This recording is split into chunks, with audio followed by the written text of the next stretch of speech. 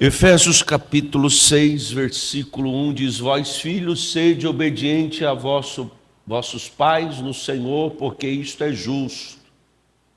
Honra o teu pai e a tua mãe, que é o primeiro mandamento com promessa, para que te vá bem, vivas muito tempo sobre a terra.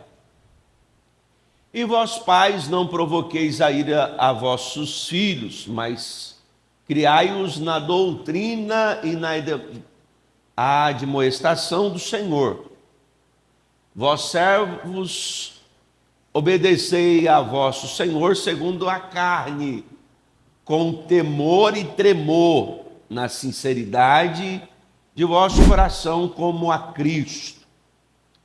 Não servindo à vista como para agradar aos homens, mas como servos de Cristo, fazendo de coração a vontade de Deus, servindo de boa vontade como ao Senhor e não como aos homens, sabendo que cada um receberá do Senhor todo o bem que fizer, seja servo, seja livre. E vós, senhores, fazei o mesmo para com eles, deixando as ameaças, sabendo também que o Senhor deles e vosso está no céu, e que para com ele não há acepção de pessoas. No demais, irmãos meus, fortalecei-vos no Senhor, na força do seu poder. Revesti-vos de toda a armadura de Deus, para que possais estar firme contra as astutas ciladas do diabo. Porque não temos que lutar contra carne e sangue, mas sim contra os principados, contra as potestades, contra os príncipes das trevas deste século, contra as hortas espirituais da maldade nos lugares celestiais. Portanto, tomai toda a armadura de Deus, para que possais resistir no dia mau e, havendo feito tudo, ficar firmes. Estais, pois, firmes, tendo cingido os vossos lombos com a verdade e vestido a couraça da justiça, e calçados os pés na preparação do evangelho da paz, tomando sobretudo o escudo da fé, com o qual podereis apagar todos os dardos inflamados do maligno. Tomai também o capacete da salvação e a espada do Espírito, que é a palavra de Deus, orando em todo o tempo, com toda oração e súplica no Espírito, e vigiando nisso com toda perseverança e súplica por todos os santos. E por mim, para que me seja dado, no abrir da minha boca, a palavra com confiança, para fazer notório o mistério do Evangelho, pelo qual sou embaixador em cadeias, para que possa falar dele livremente, como me convém falar. Ora, para que vós também possais saber dos meus negócios e o que eu faço, Tíquico, irmão amado e fiel ministro do Senhor, vos informará de tudo, o qual vos enviei para o mesmo fim, para que saibais do nosso estado, e ele console os vossos corações. Paz seja com os irmãos e amor com fé da parte de Deus Pai e do Senhor Jesus Cristo. A graça seja com todos os que amam o nosso Senhor Jesus Cristo em sinceridade. Amém. Esse é o último capítulo da epístola que nós, há alguns meses, estamos estudando, a carta que Paulo escreveu aos Efésios. Para nós nos situarmos, nós precisamos lembrar um pouquinho do que foi falado no último estudo que nós fizemos, quando nós falamos do capítulo 5. Capítulo 6 da epístola aos Efésios é uma continuação do capítulo 5.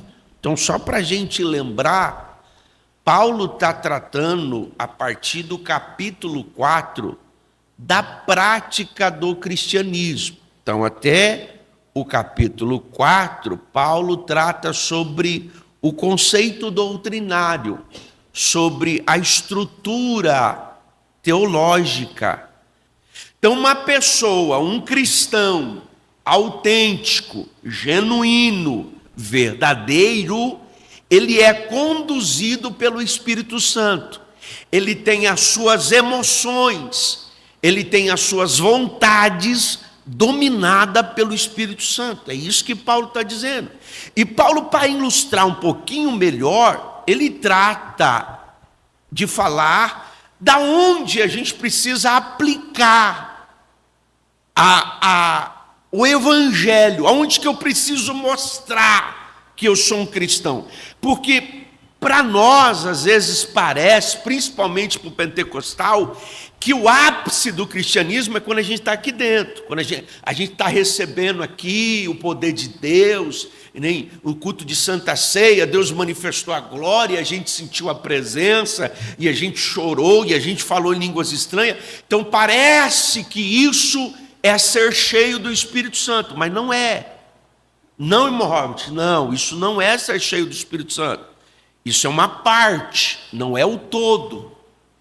Qual que é o todo? Paulo descreve. E aí Paulo vai falar do casamento. Paulo vai falar da submissão da esposa e do amor do esposo incondicional, que é uma forma de demonstrar o amor de Deus. É uma forma de mostrar que eu estou cheio do Espírito Santo. Como, irmão Robert? Quando eu amo a minha esposa de forma sacrificial. É uma característica de alguém que é cheio do Espírito Santo. Então não importa se você profetiza, não importa se você sapateia, se você tem as línguas estranhas mais bonitas da congregação, porque tem gente que se gaba disso, porque ele tem as línguas estranhas. Não, quando eu falo em línguas estranhas, até arrepia, irmão, porque o negócio é terrível. Não importa se você não trata bem seu esposo, se você não trata bem sua esposa, não importa. A prática do evangelho é diferente. Então, eu posso falar em línguas estranhas aqui, sapatear por lá? Pode. Pode e deve, porque nós somos pentecostais. Porém, o que vai dizer se de fato o que eu estou fazendo aqui dentro é verdadeiro, é a forma como eu trato minha esposa. É a forma como minha esposa me trata. É isso que vai dizer se é cheio ou não. Porque eu estou aqui profetizando, aí chego em casa, eu xingo minha esposa de tudo que é nome. Então, tu estava profetizando aqui em nome do vermelhinho, não em nome de Deus. Estava cheio de qualquer outra coisa, menos de Deus. Porque o que faz eu ser cheio é o meu testemunho. E aí Paulo continua, no capítulo 6, ele para de falar um pouquinho do casamento, do marido e da mulher, e aí agora ele mira nos filhos, que é um negócio terrível, porque sobra para todo mundo na família. Então, o filho do crente, como é que é? Aí vamos lá, que ele vai falar um pouquinho do filho. Vós, filhos, sede obedientes aos vossos pais no Senhor, porque isto é justo. Então, nós estamos falando de justiça. E não é a minha justiça. É isso que a gente precisa entender. Quando nós tratamos de justiça bíblica, justiça divina, é o que está registrado, não é o que eu penso. Porque sabe o que deu errado, o que está dando errado no Brasil e no mundo, é a gente querer avaliar segundo a nossa justiça. Porque eu acho que isso é assim. O que o irmão Robert acha, não importa. Não importa, é o que a Bíblia diz.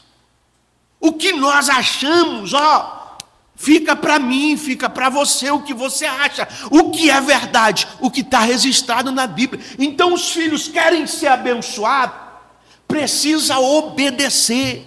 Sabe por que está vindo uma geração aí que está dando errado? Porque está atropelando esse princípio. Desobedecer os pais vai dar errado amanhã. Então a juventude, os adolescentes precisam entender isso. Quer ter um futuro próspero, quer ter um futuro abençoado, feliz, obedece, honra pai e mãe, e as portas do céu vai se abrir. Bendito é o nome do Senhor. E não é os seus pais que vai te abençoar. Versículo 2: honra o teu pai e a tua mãe, que é o primeiro mandamento com promessa. Quem vai abençoar meus pais? Não é os nossos pais que nos abençoam, não. Se eu fosse depender da bênção do meu pai, irmão, eu estava na prova. Qual a bênção que meu pai me deu? Ele deixou, ele não morreu ainda, graças a Deus, mas está vivo, mas é um legado. É as ideias que ele trocava comigo. Os croques que ele dava na minha cabeça. Era isso aí, por quê? Dinheiro. Ixi, a herança. Eita, meu Deus. Hoje Deus tem me abençoado, eu tenho abençoado eles. Porque herança zero. Nenhuma. Então, não é os meus pais que vão me abençoar. Eu vou obedecer meu pai, porque meu pai vai deixar para mim uma coisa, um negócio. Meu pai vai deixar uma herança. Não. A gente honra pai e mãe, porque é o primeiro mandamento para uma vida de sucesso. E aí a gente precisa falar sobre isso com os nossos jovens, com os nossos filhos. Por quê? Porque a gente está vivendo numa época em que a juventude está meio atrapalhada, irmão. Irmão, a gente precisa ser claro. A gente precisa falar com clareza. A nossa geração, a geração da década de 70, 60, 80, 60 também, mas de 60 já está mais longe. Mas 70, 80, 90, a gente experimentou, foi a última safra sem tecnologia, sem internet. Então, nós não sofremos como os jovens sofrem hoje, não. Hoje quem tinha videogame na nossa época era rico, era boyzão. Eu lembro que eu ia para casa dos meus amigos jogar videogame, porque eu nem televisão na minha casa tinha. Então era boy. Hoje não. Hoje todo adolescente tem um celular. Então ele tem um inferno na mão dele. Ele tem um inferno na mão dele. E nós, pais, precisamos ser claros com os nossos filhos, com os nossos netos, porque isso não é brincadeira. O que tem de jovem sofrendo de ansiedade, de depressão? Tempo atrás aí a gente estava orando por uma moça, a moça linda, acho que 20 e poucos anos, linda. A mãe dela chegou em casa, ela estava caída, cortou os pulsos, caída dentro de casa. Aparentemente a moça tem tudo. Mas a gente não quer tratar, a gente não quer falar sobre isso. E a Bíblia nos orienta. Eu preciso falar para o meu filho, para os meus filhos. Eu preciso falar para a juventude que há um caminho assertivo. Se ele quiser ser feliz, se ele quiser ser próspero, se ele quiser ser abençoado, ele precisa trilhar pelo caminho da palavra de Deus, e o nome do Senhor vai ser glorificado. Nós não devemos ter medo de falar a verdade. Nós estamos com o remédio que essa humanidade necessita. Nós temos o remédio que a sociedade adoecida pelo pecado necessita. Hoje eu estava com um grupo de mulheres conversando e falando sobre a dificuldade do trabalho delas. E aí eu tive que bancar o pastor, né? Falei, e aí um pouquinho assim, falei, vocês precisam se cuidar, porque o trabalho de vocês deixa vocês doentes. E vocês estão doentes, nem percebem que estão. Vocês acham que as pessoas que estão ao seu redor. E aí o que acontece? Dentro da nossa casa a gente tem isso. Um filho doente que ele acha que a família toda que está doente. Fala, não, meu pai que não sabe das coisas, minha mãe que está me perturbando, meus irmãos que estão chatos. E ele é o doente e não sabe. E aí eu tenho que chegar no ouvido dele, se for meu filho, e dizer, tu está doente. E eu vou orar por tu, se for demônio, vai sair. Se não for demônio, nós só resolve de outro jeito. Mas vai sair, de um jeito ou de outro. A gente não pode. Aí fala, não, porque tadinho do bichinho, que ele vai ficar traumatizado. Ué, quem aqui nunca passou por um trauma? Quem aqui nunca teve um trauma? A gente só chegou onde a gente chegou porque a gente foi traumatizado, irmão. É trauma. Eu tive tanto trauma na minha infância, apanhei tanto, irmão, na minha vida. Era todo culto, era uma pisa. Todo culto, eu já ia para a igreja sabendo, meu Deus, hoje é dia de apanhar. Não era nem dia de culto, é dia de apanhar. Já ia sabendo. Ficou traumatizado? Fiquei. Hoje eu sei como uma criança deve se comportar na igreja, porque eu fui traumatizado. Não. Hoje tem os negócios aí das crianças hiperativas, TDAH, TEA, a gente entende que tem que ter um tratamento, mas tem alguns que é sem vergonhice. E como é que a gente resolve o problema de ser vergonhice? É a madeira santa, a vara que a Bíblia fala. Não tem outra alternativa. Não pode, irmão. Olha lá, eu estou todo dia com o conselho tutelar. Hoje eu falei para as mulheres lá, falei, olha, o problema não está na gente, porque foi lá uma mãe dizendo que precisava de uma grupo de apoio, porque ela precisava trabalhar e não tinha ninguém para ficar com os filhos dela, e os pais dela não queriam ficar com os filhos dela, o pai das crianças não queria saber dela, nem das crianças, e ela precisava trabalhar e não tinha com quem deixar as crianças, que as creches entrou de férias. Aí, e agora o que a gente faz? Meu Deus, o Estado não tem nada a ver com isso, não. Isso começou a dar ruim quando o conceito de família foi destruído. A sociedade destruiu o conceito de família. E as famílias estão tudo de perna para cima. E chega uma época dessa, aí fica procurando um culpado. Não, o que está faltando? Está faltando Jesus na sociedade. Porque se tiver Jesus, tem um casamento estruturado, tem família estruturada, e o nome do Senhor é glorificado. E aí, honra teu pai, tua mãe, que é o primeiro mandamento com promessa. 3. Para que te vá bem, aqui ó. Quer ir bem? Quer ter uma vida feliz, top, realizada?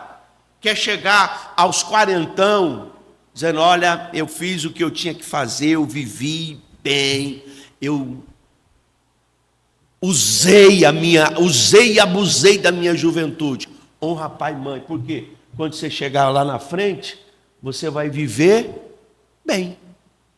Viver bem. O que é viver bem, irmão Rob? Está relacionado só à questão financeira? Não.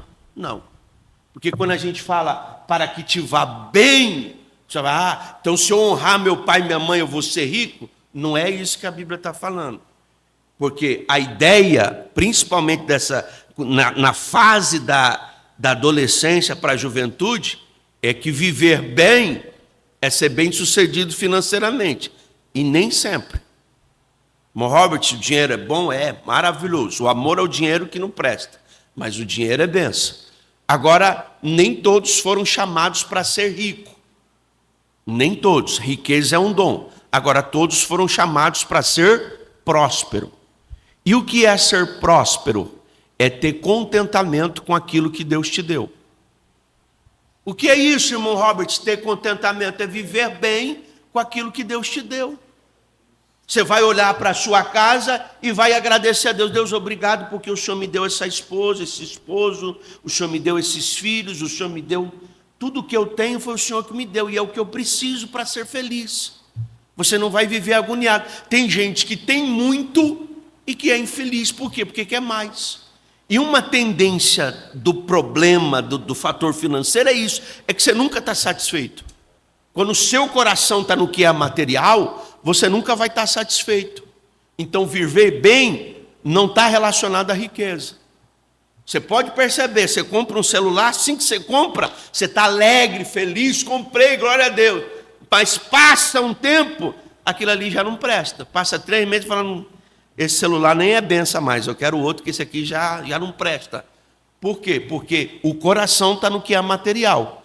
Quando eu honro pai e mãe, o viver bem é se contentar. Deus me deu o celular, vou usar. Deus abriu as portas, me deu condição de comprar um melhorzinho, vou comprar, porque Deus me deu condição. Não deu condição, deu para fulano, deu para Beltrano, todo mundo está trocando de celular, eu não. Eu tenho contentamento com aquilo que Deus me deu, estou feliz. Quando Deus quiser me dar um celular novo, Ele vai abrir as portas, eu vou ser abençoado. Posso ouvir um amém? Amém. Graças a Deus. Então vamos continuar. Aí agora ele entra já falando um pouquinho mais salgado agora para os pais. Tudo isso é forma de demonstrar que você é cheio do Espírito Santo. Então, os jovens, como que eu demonstro que eu estou cheio de Deus? Que eu fui renovado no culto, que eu senti a presença de Deus, honrando pai e mãe. É a primeira característica de um jovem que é cheio de Deus. Por isso, presta atenção. Aqui vai um conselho do céu para você que quer casar.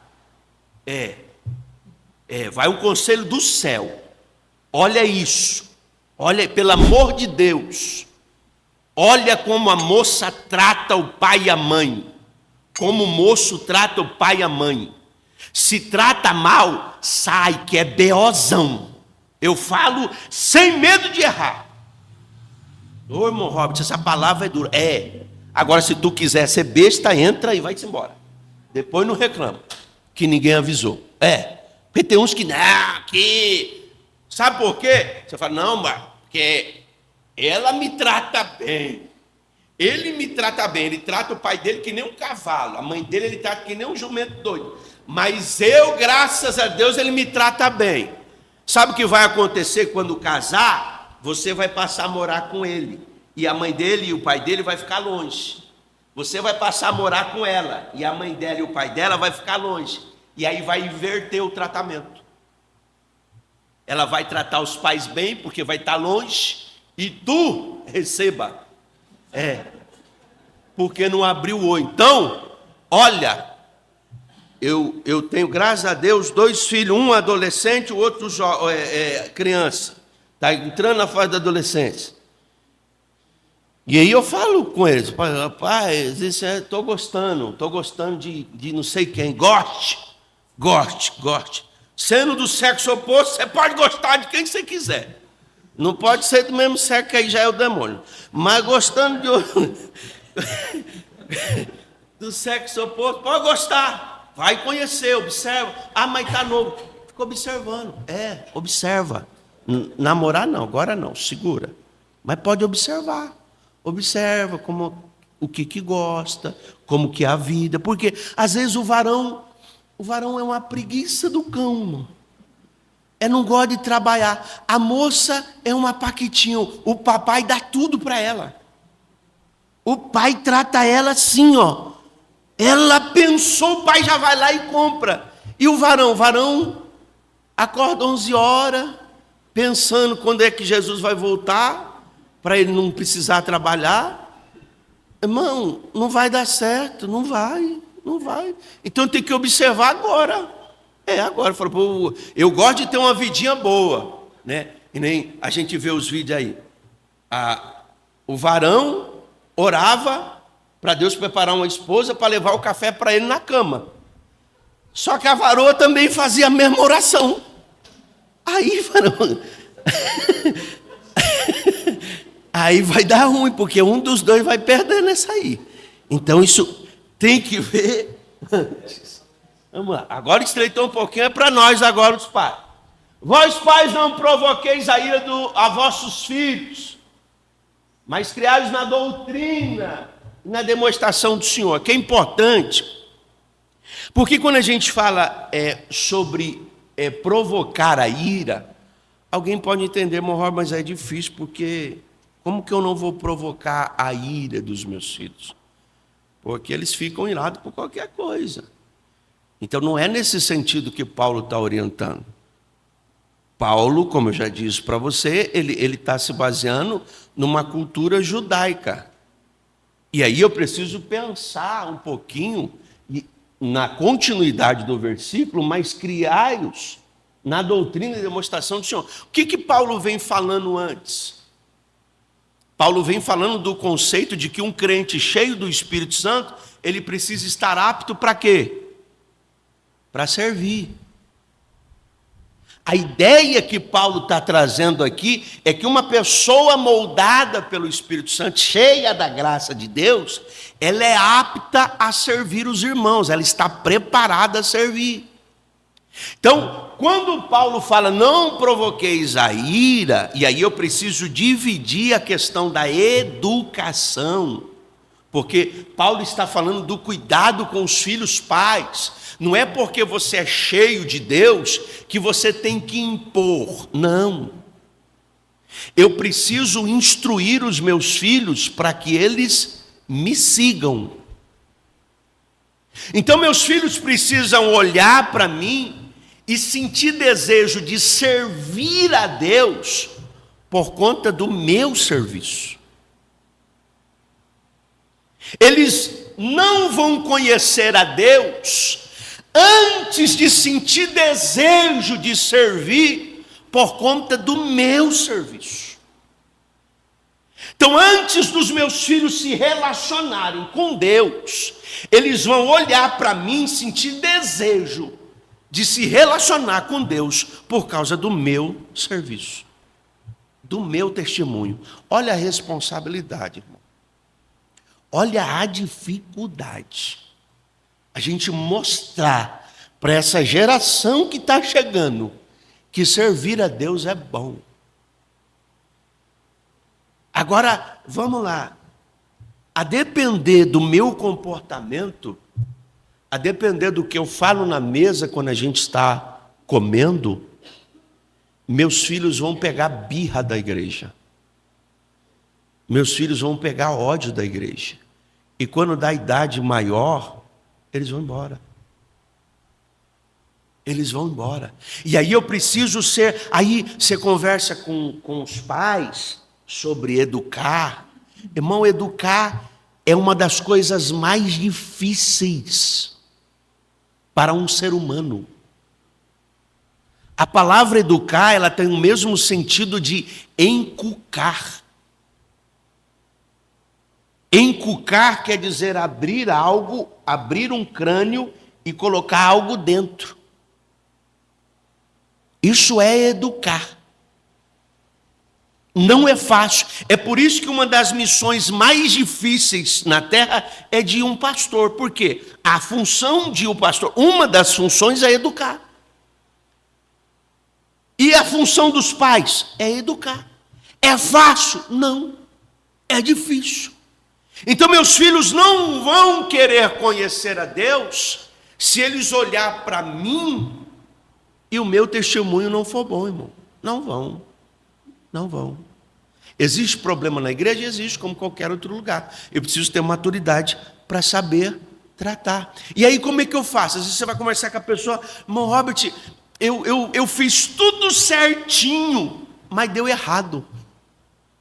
Não tem como, irmão, fazer tudo certinho e dar errado. É uma receita de bolo.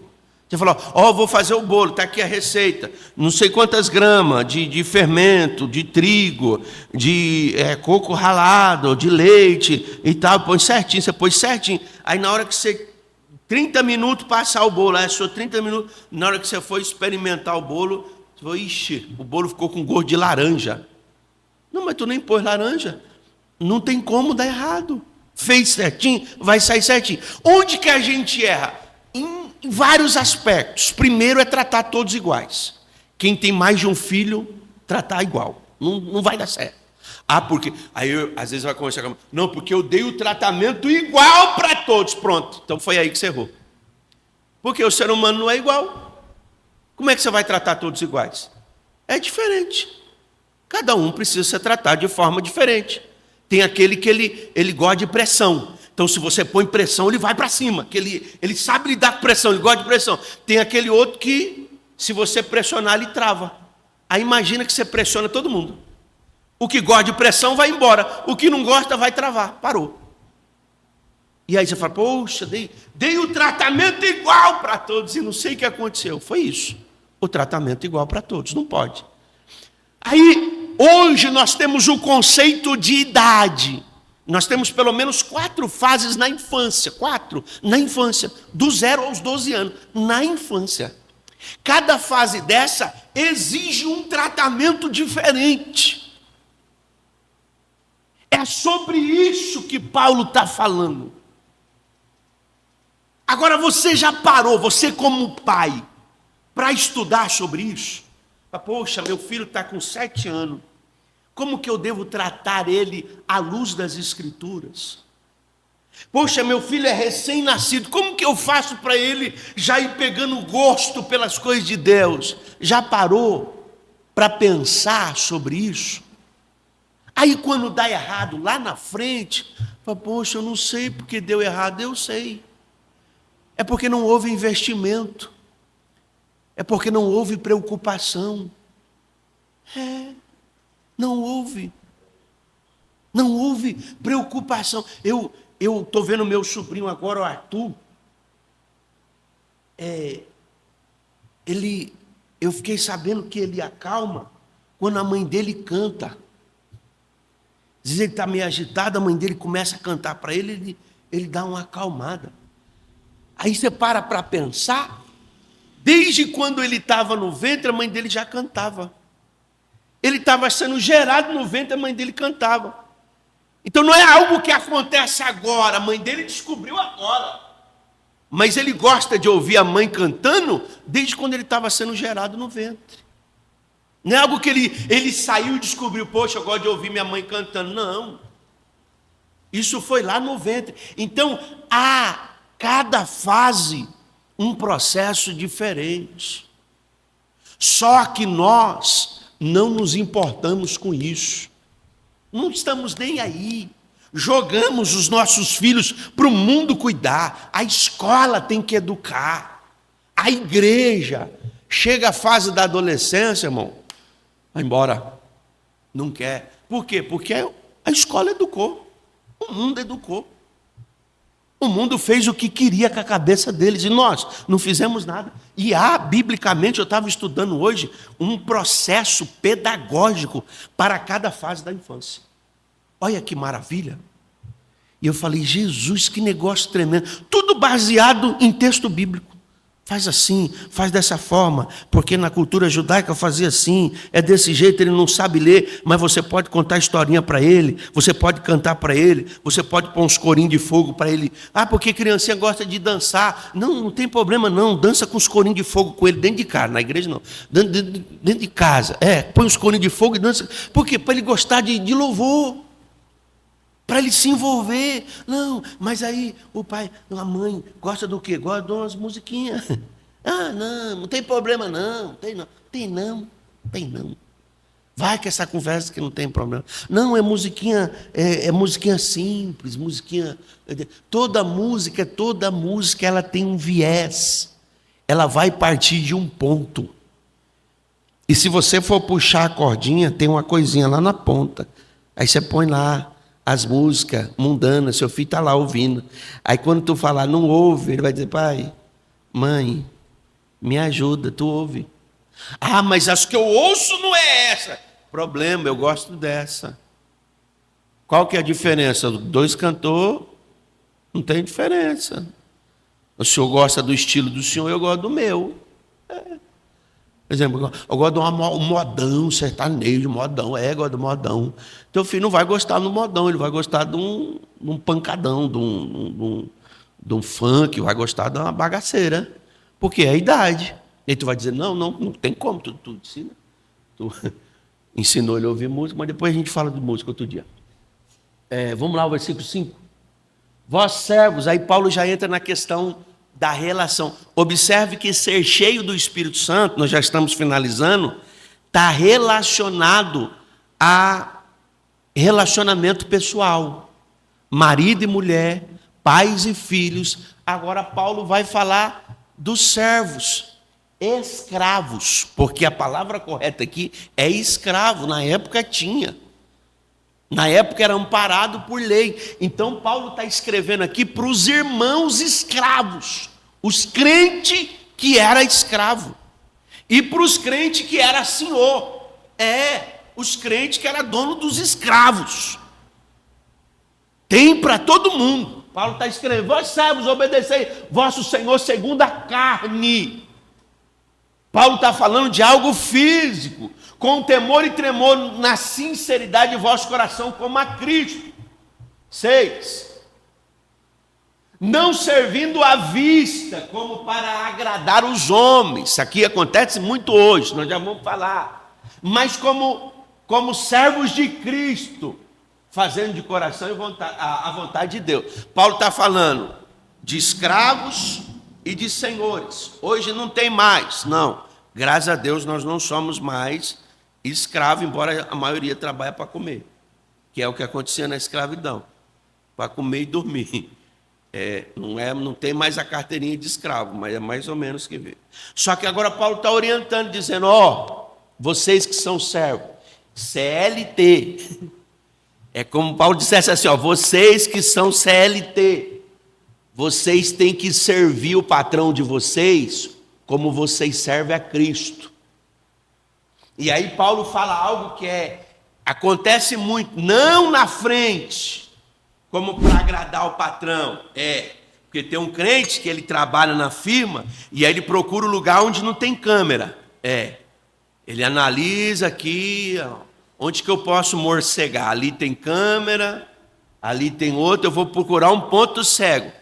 Aí Paulo está dizendo, tu pode pular na igreja, tu pode dar cambalhota, tu pode profetizar, pregar bonito, cantar bonito, afinadinho, tu pode ser músico da igreja, regente de departamento, mas se tu fizer isso, tu não é crente.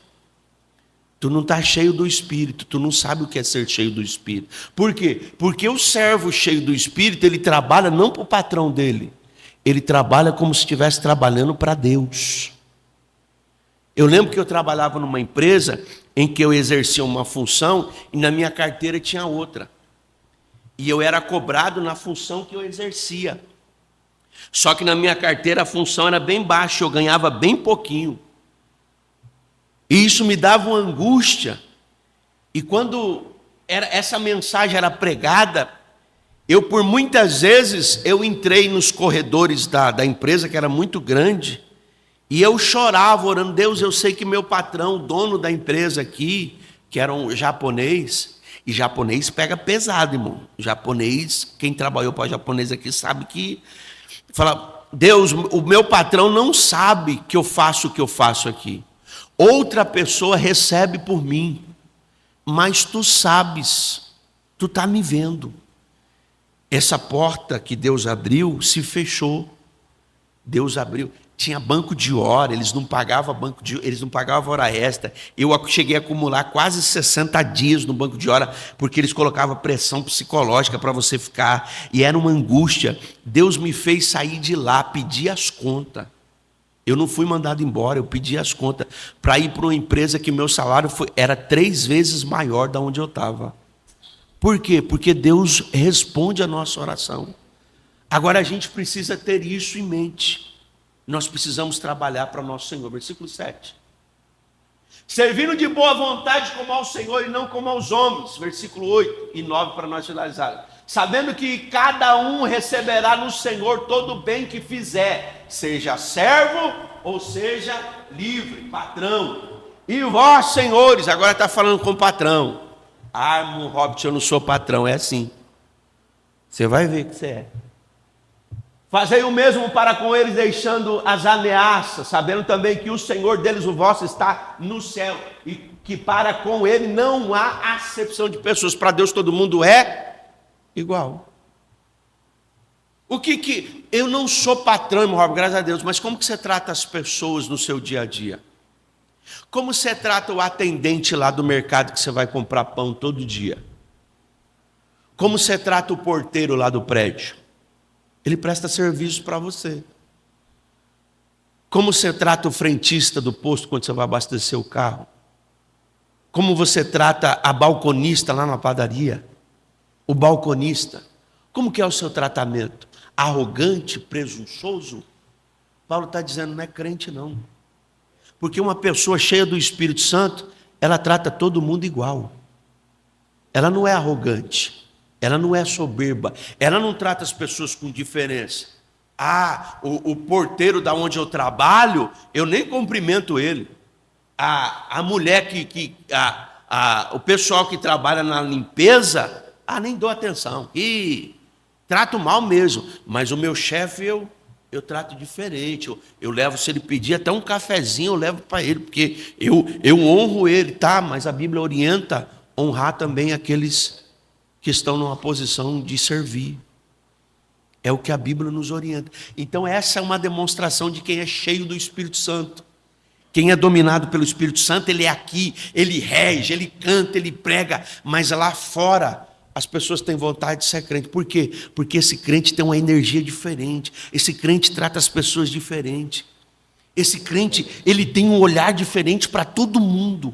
Ele não trata as pessoas com indiferença. Que o Espírito Santo nos ajude Depois, no versículo 10, aí Paulo vai falar de batalha espiritual. E nós vamos tratar isso na próxima terça-feira. Curva a sua cabeça que eu quero orar com você. Senhor Jesus, nós precisamos mais do Teu Espírito.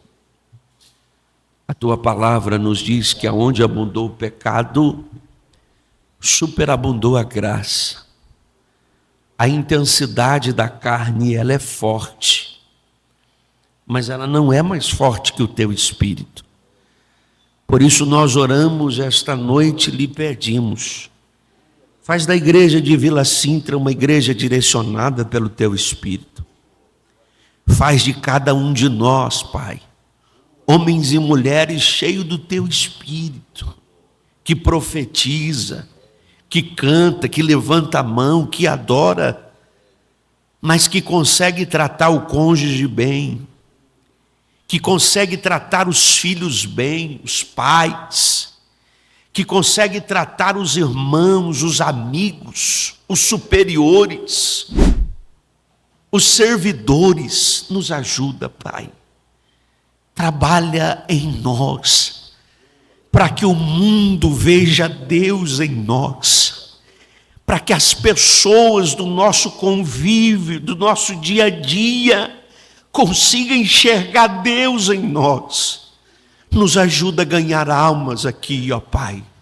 É o que eu te peço, certo do Teu cuidado. Amém e amém.